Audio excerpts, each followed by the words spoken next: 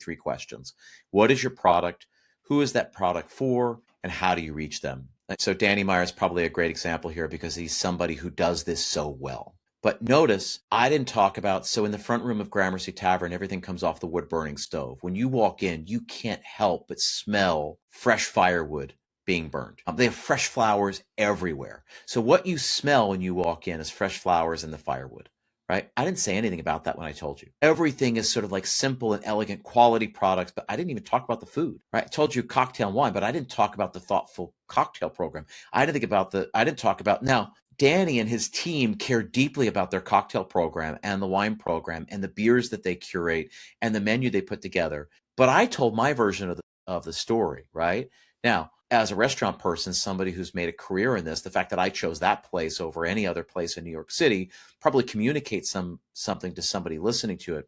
I told my own version and not necessarily what Danny would have said, except what Danny really cares about is places that are fully inhabited by people connecting. And so he teaches service as if we're hugging all of our guests. Like that was sort of woven into, I think, how I told the story. So everything that Danny does, or Danny and his team by extension, are setting this up or making environments that want to be returned to, but also the kind of places that people want to talk about. But again, like right now, I didn't talk about anything except that this place was very, very near and dear to us, and it was special. And you can infer, like, man, it's the kind of place that just let Deuce sit at the bar for 4 hours, running up $115 check. That's not a lot in New York City at a bar, right? Like, it's like they really want to be generating, I don't know, $120 an hour per chair at the bar. But we sat there and we held those up for a long time, and they were like totally cool with it. Like, did I say that out loud? No, but that's woven into the fabric of like what a generous place he built. Does that make sense? It does. It does make sense. The only thing I'll push back on that, just because I and I don't even know if this point's worth making. Would you have chosen that place had he not given all that forethought? Like Sure. You almost have to reach a certain bar where, like, yes, it has to be this high to ride this ride. It has to be this excellent to get people in to care about it, and then it's on you to fall in love and find it. I think you're totally right, and I think you make a really great point. I'll close this little piece by saying, I have been in restaurants for 25 years. I know a great deal about food, wine, spirits, beer. And even I don't speak a lot about the food, the wine, the beer. Like I talk about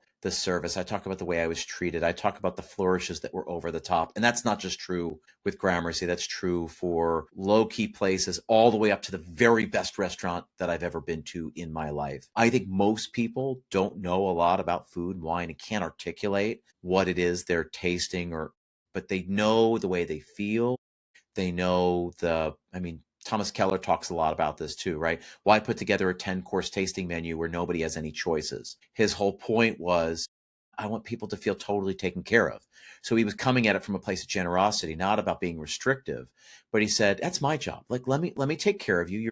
You don't have to worry about anything. If you've chosen to come here, you're in great hands, and just sit back, relax, and connect. And he talks about, over the course of his cookbook, that a great meal is meant to, take the conversation in lots of different ways, that the food, even at a 3 Michelin star level, should never be the focus. The food should still be the conduit, the thing that creates better human connection. And he's built restaurants, and certainly French Laundry and Per Se, sort of are evidence of that. Well, yes, it's technique at a very high level. It's not what it's about. It's not so, oh man, you can really taste the sear on this. It's not. This is amazing, and how lucky we are that I get to share this with you.